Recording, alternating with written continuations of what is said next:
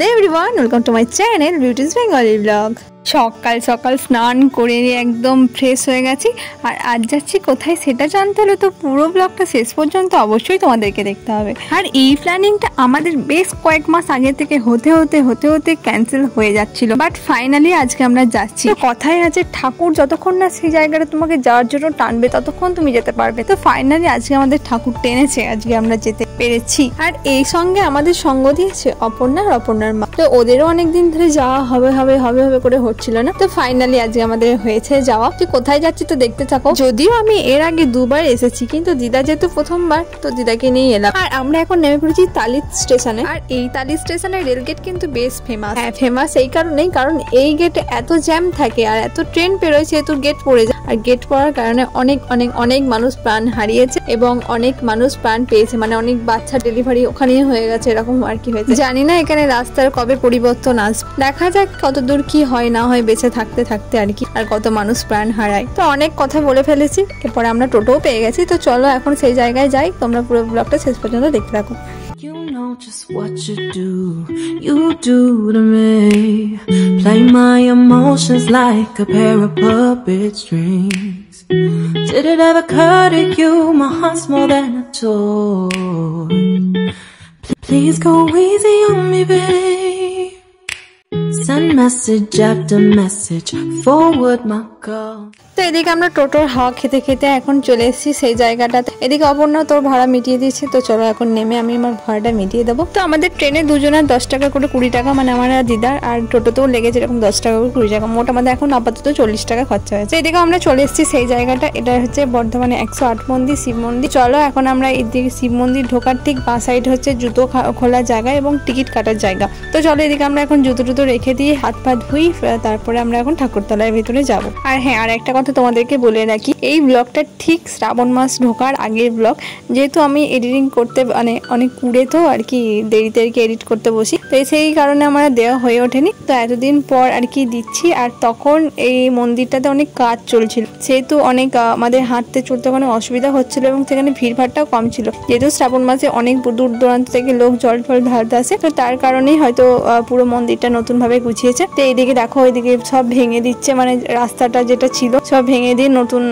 রকমের সব প্লেট বসানো হচ্ছে। দিদার হাঁটতে সত্যি খুব কষ্ট হচ্ছিল এবং অপর্ণার মায়েরও খুব কষ্ট হচ্ছিল। আর এই 108টা শিব মন্দিরকে আমরা প্রদর্শন করতে দেখি ঠিক বাগানের ভিতরে একটা করে এরকম ঠাকুরের মূর্তি বানানো হয়েছে, যেগুলো দেখতে সত্যিই খুব সুন্দর। তো এটা হচ্ছে নারায়ণের মূর্তি ছিল। তো এতগুলো মন্দির ঘুরতে এসে আমরা একটা পুকুরে চলে এসেছি, এখানে একটু মাথায় জল নিয়ে নেবো। আর এদিকে দিদা প্রথমে নামলো, তারপরে অপর্ণা ওর মা নেমেছিল, তারপর আমি নামলাম। আর এদিকে এত পুকুরে মাছ হয়েছে, তোমাদেরকে পরে আমি দেখিয়ে দেবো পুরো পুকুরটাকে। আর এখানে চেয়ারটাতে একটু বসে রেস্ট নিয়ে নিলাম, কারণ এতটা হাঁটলাম বাপরে বাপ। আর তারপরে দেখো এই ধারে একটা গেট আছে, এটা আমি দেখেছি বাট এই খোলা প্রথম দেখলাম। তো এইদিকে কি রাস্তা আছে আমার জানা নেই, তো পরে আবার যখন আসবো দেখবো এদিকে কিছু যদি রাস্তা থাকে। আর তারপরে দেখো এদিকে আরো একটা মূর্তি রয়েছে হরগৌরী, আর তারপরে এখানে রয়েছে শিব ঠাকুরের কোলে গণেশ ঠাকুর বসে। আর এইদিকে দেখো আর একটা ঘাটে এসে দেখি এরকম এঁচোড় ধরেছে, এটা কেউ তুলে নেয়নি, অনেক লোক আছে এখানে, যদি কেউ তুলতে পারবে না। তো এখানে দেখো প্রচুর মাছ আছে এই পুকুরটাতে, মানে আমি পাশের পুকুরটাতে চলে এসেছি এখন। তো এদিকে দেখো তোমাদেরকে মাছগুলো দেখানোর চেষ্টা করছি। আর এখানে আমরা অনেকবার ধরার চেষ্টা করছিলাম আমি আর অপর্ণা, কিন্তু আমরা যখনই ধরতে যাচ্ছি সরে চলে যাচ্ছে। আর এগুলো দেখতে এত ভালো লাগছিল না, যদিও জানি না আমার ভিডিওতে তোমরা কতটা বুঝতে পারছো, আমার একটু কম দামি ফোন তো, তাই একটু ভিডিওতে কম আসছে। ভালো ফোন হলে হয়তো, মানে দামি ফোন হলে হয়তো ভালো করে আসতো। আর এইদিকে এখন আমাদের 108টা মন্দির প্রদর্শন করা কমপ্লিট। এরপর আমরা এসেছি আর একটা জায়গা, এটা হচ্ছে একটা বটগাছ, যেখানে অনেকে মনস্কামনা পূর্ণ করার জন্য সুতো দিয়ে বাঁধে আর কি। যদি আমি কখনো এরকম কিছু বাঁধিনি, তো আমি যখন কোনোদিন যদি কোথাও বাঁধি তোমাদের সাথে অবশ্যই শেয়ার করব। আর এইদিকে দেখো আরো সুন্দর একটা ভিউ রয়েছে। আর সব থেকে আমার ভালো লেগেছে পাতাবাহারি গাছগুলো। সত্যি আমার পাতাবাহারি গাছ এত ভালো লাগে, আমার দেখলেই মনে হয় বাড়িতে যদি রাখতে পারতাম, এরকম ভালো লাগে। আর এইদিকে দেখো এত সুন্দর পদ্ম পাতা হয়েছে, দেখতে কি ভালো লাগছে। আর সব থেকে আমার বেশি ভালো লাগে এই যে এই ব্যাকগ্রাউন্ডটা, এই দেওয়ালটার মধ্যে আছে নানা রকম ঠাকুরের মূর্তি, যেগুলো খুবই সুন্দর এবং এগুলো কি দিয়ে তৈরি করা আমার ঠিক জানা নেই, বাট আমার এরকম জিনিস খুব ভালো লাগে। আর এদিকে দেখো দিদা 108টা এখন ঘন্টা বাজাচ্ছে। আর এইদিকে দেখো কি লেখা আছে শিবের পরিবার। আর এখানের মধ্যে আছে শিব ঠাকুর, দুর্গা ঠাকুর, কার্তিক, গণেশ, লক্ষ্মী, সরস্বতী, ময়ূর, পেঁচা, সাপ, অনেক কিছু আছে, মানে যে ঠাকুরের যেগুলো বাহন সেগুলো সব। তো চলো এখন আমি চটপট 108টা ঘন্টা বাজিয়ে ফেলি।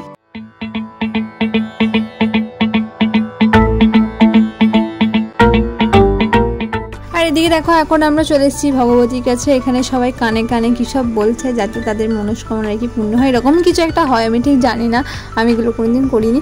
আর এদিকে দেখো গাছটাকে একদম সুতো বেঁধে ভর্তি করে দিয়েছে।